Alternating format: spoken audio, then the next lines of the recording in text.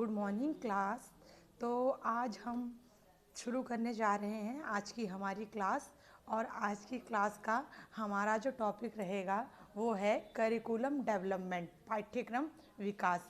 पिछली कक्षाओं में हमने पाठ्यक्रम से संबंधित कई सारे महत्वपूर्ण तथ्य पढ़े, जैसे पाठ्यक्रम की अवधारणा, पाठ्यक्रम की विशेषताएं, पाठ्यक्रम के सिद्धांत, पाठ्यक्रम के प्रकार। ये सारे तथ्य जो थे वो अत्यंत ही महत्वपूर्ण हैं। आप सभी इसको बार बार क्या करें, रिवाइज करें। ओके, तो आज हम बात करेंगे पाठ्यक्रम विकास की। देखिए, आप सभी को पता होगा जो पाठ्यक्रम विकास होता है वो हमारे शिक्षण अधिगम प्रक्रिया का बहुत ही महत्वपूर्ण पार्ट्स है, क्योंकि बिना पाठ्यक्रम विकास के हम कोई भी कार्य संपूर्ण रूप से संपन्न नहीं कर पाते हैं। अगर पाठ्यक्रम का विकास नहीं होगा तो किसी भी स्तर पर हम ज्ञान का विकास नहीं कर सकते हैं। ओके, तो अब हम बात करते हैं करिकुलम डेवलपमेंट की। देखिए, इसका जो कॉन्सेप्ट है, इस प्रत्यय में पाठ्यक्रम विकास का प्रयोग साधारण तथा अधिक किया जाता है। पाठ्यक्रम विकास का अर्थ निरंतर चलने वाली प्रक्रिया जो कभी समाप्त नहीं होती है। कहाँ से आरंभ हुई इसका भी बोध नहीं है। शिक्षण की आवश्यकता की जानकारी छात्रों की उपलब्धियों से है जाती है, जिनको शिक्षक प्राप्त करने का प्रयास करता है। परीक्षण के द्वारा यह भी जानकारी हो जाती है कि किस सीमा तक उद्देश्य प्राप्त हुए हैं।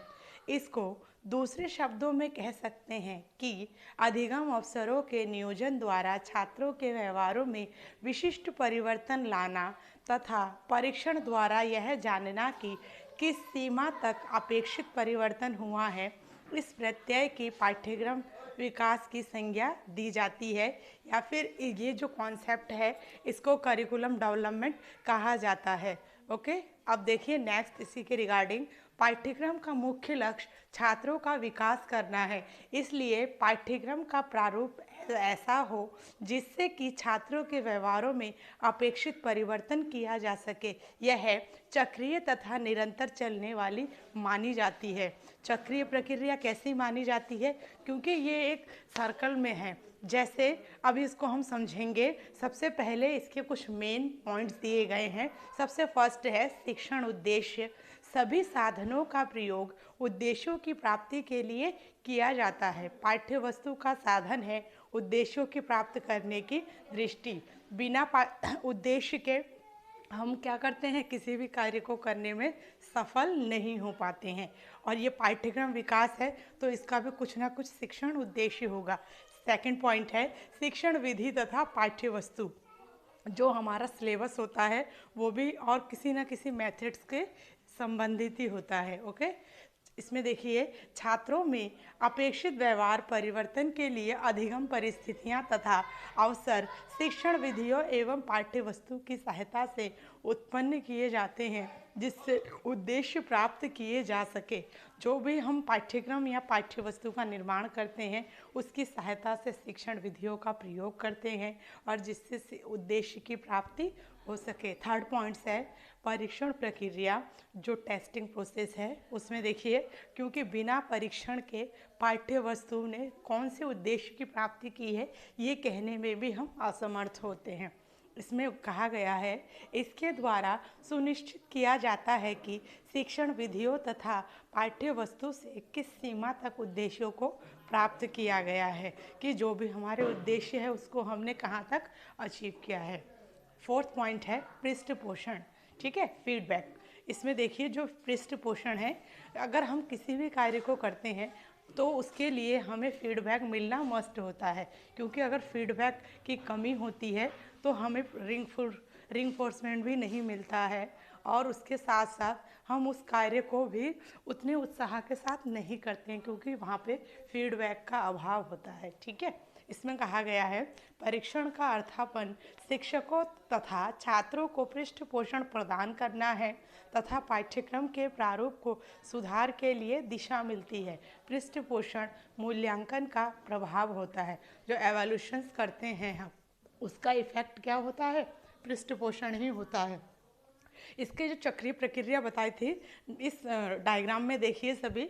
सबसे पहले शिक्षण उद्देश्य है, ये जो उसके बाद सेकंड पॉइंट में शिक्षण विधि तथा पाठ्य वस्तु है, थर्ड पॉइंट्स में परीक्षण है एवं फोर्थ पॉइंट में फीडबैक है, पृष्ठ पोषण। ठीक है, ये जो चक्रीय प्रक्रिया है ये चलती रहती है और इसी के द्वारा पाठ्यक्रम का विकास होता है। इनमें से अगर एक भी तथ्य हमारा कमज़ोर हुआ तो पाठ्यक्रम का विकास वहाँ पे संपन्न नहीं हो पाता है, उसमें भी कोई ना कोई त्रुटि रह जाती है। अतः इस चक्रीय प्रक्रिया को हमें क्या करना पड़ता है, फॉलो करना पड़ता है। देखिए इसमें कहा गया है पाठ्यक्रम विकास प्राचीन तथा विशिष्ट प्रत्यय है। पाठ्यक्रम विकास का संबंध पाठ्यक्रम प्रबंधन से हुआ है। पाठ्यक्रम विकास एक 4 सोपान की चक्रीय प्रक्रिया है जो कि हमने ऊपर बताए हैं ना अभी आपको। पाठ्यक्रम विकास का संबंध वर्तमान पाठ्यक्रमों में सुधार एवं परिवर्तन लाना है। उपरोक्त पाठ्यक्रम विकास प्रक्रिया में जैसे कि हमें भली भांति स्पष्ट हो सकता है, मुख्य बात निर्धारित शिक्षण उद्देश्यों की पूर्ति के परिप्रेक्ष्य के विषय संबंधी प्रकरणों, विषय वस्तु तथा अधिक अनुभवों का चयन और आयोजन को लेकर ही होती है। क्योंकि हम जो भी विषय वस्तु का चयन करते हैं उसमें हमारे प्रकरण और अनुभव सम्मिलित किए जाते हैं। ओके, अब देखेंगे इसकी जो नीड्स है वो नीड्स किस प्रकार से है, क्योंकि किसी भी कार्य को करने के लिए हमें उसकी आवश्यकता होती है, पूर्व में ही आवश्यकता होती है, तभी हम उस कार्य को संपन्न करते हैं, है ना। बिना आवश्यकता के किसी कार्य को हम नहीं करते हैं। इसमें लिखिए पाठ्यक्रम विकास की आवश्यकता। हाँ, देखिए आप सभी इसमें पाठ्यक्रम विकास के प्रत्यय से स्पष्ट होता है कि प्रचलित पाठ्यक्रम में भविष्य की आवश्यकताओं एवं उद्देश्यों की पूर्ति की दृष्टि से सुधार तथा परिवर्तन किया जाता है। यह कार्य बोर्डों, परिषदों तथा अध्ययन समितियों द्वारा किया जाता है। विषय विशेषज्ञ अपने अनुभवों द्वारा, अध्ययनों के द्वारा पाठ्यक्रम में सुधार एवं परिवर्तन करते रहते हैं। सामान्यतः विशेषज्ञों की यह प्रवृत्ति होती है कि उन्होंने किसी नवीन प्रक्रियाएं या फिर नवीन जो कॉन्सेप्ट होता है प्रत्यय तथा पाठ्य वस्तु को कहीं पढ़ लिया, उसको पाठ्यक्रम में सम्मिलित कर सकते हैं। ये आपको पता ही होगा, जो एक्सपर्ट होते हैं वो क्या करते हैं, वो अपने अकॉर्डिंग जैसे सोसाइटी की नीड होती है वैसे वो करिकुलम में सिलेबस को मेंशन करते हैं। ओके, उन्होंने अपने अनुसार उस पाठ्यक्रम में सम्मिलित कर दिया और वह कह सकते हैं कि उद्देश्य एवं भविष्य की आवश्यकताओं को ध्यान में रखकर अपनी योग्यताओं के अनुसार पाठ्यक्रम का विकास में प्रदर्शन करते हैं। छात्रों के अपेक्षित व्यवहार परिवर्तन हेतु पाठ्यक्रम विकास के लिए उसकी आवश्यकता एवं महत्व अति आवश्यक है। इसके महत्व एवं आवश्यकताएं निम्न प्रकार हैं। जो इसके महत्व है ना, वही इसकी आवश्यकताएं हैं। ओके, इसके कुछ पॉइंट्स दिए गए हैं। फर्स्ट पॉइंट देखिए, व्यवहारिक पक्ष की प्रधानता। जो इसकी आवश्यकता मानी गई है वो हमारा जो व्यवहारिक पक्ष होता है उसमें प्रमुख है। अगर व्यवहारिक पक्ष में इसकी प्रधानता नहीं है तो इसकी आवश्यकता भी नहीं समझी जाएगी। सेकंड पॉइंट है शोध निष्कर्ष तथा प्रणाली विश्लेषण का आधार। जो भी हम रिसर्च वगैरह करते हैं उसका जो रिजल्ट आता है, जो सिस्टम एनालिसिस होते हैं उसमें भी कुछ इंक्लूड करना है या कुछ उसके बेस्ड होते हैं, वो भी करिकुलम डेवलपमेंट की नीड्स होती है। नेक्स्ट है थर्ड पॉइंट्स, नवीन पाठ्य पुस्तकों की आवश्यकता। जैसे जैसे पाठ्य पुस्तकों की आवश्यकता होती है वैसे वैसे हम पाठ्यक्रम विकास की चक्रीय प्रक्रिया को उसमें सम्मिलित करते हैं। फोर्थ पॉइंट है नवीन प्रत्यय तथा पाठ्य वस्तु का विकास। जो भी हमारे नवीन न्यू कॉन्सेप्ट्स होते हैं उसको हम क्या करते हैं, सिलेबस में मेंशन करते हैं और उसका भी हम डेवलप करते हैं जिससे कि विद्यार्थियों का उस विकास हो सके। फिफ्थ पॉइंट है अनुभवों एवं विचारों को प्राथमिकता। जो भी हमारे व्यूज़ होते हैं या एक्सपीरियंस होते हैं, थॉट्स होते हैं, उनको पहले प्रायोरिटी दी जाती है। क्योंकि अगर हमारे विचार ब्रॉड होंगे तो हम उस कार्य को सबसे फास्ट में करेंगे। अगर विचार हमारे सीमित होंगे तो उस कार्य को करने में हम असमर्थ नहीं होंगे।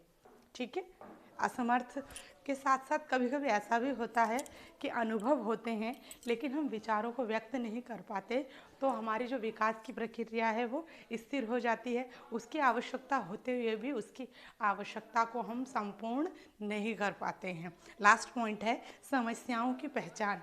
अब किसी भी कार्य को करते हैं तो उसकी समस्या तो होती है, क्योंकि समस्या अगर हमको समस्याएं समझ में नहीं आ रही है या समस्याओं का बोध नहीं हो रहा है, तो उस समस्याओं से जो भी परिस्थिति हैं वो अनावश्यक रूप से हमारे हाथों से क्या होती है, वो स्थिति मतलब अनियंत्रित हो जाती है। अतः उस स्थिति को नियंत्रित करने के लिए हमें इतना अनुभव होना चाहिए कि हम उस समस्याओं की पहचान कर सकें और उस समस्याओं की पहचान के पश्चात हम उसका समाधान कर सकें। ऐसा करने से ये होगा कि जो समाज में जो पाठ्यक्रम की आवश्यकता होगी उसका कार्य व्यवस्थित और क्रमबद्ध रूप से रहेगा। ओके, आज की क्लास में बस इतना ही। अगली क्लास में हम हमारा जो न्यू टॉपिक रहेगा उसको डिस्कस करेंगे। Okay, thank you class.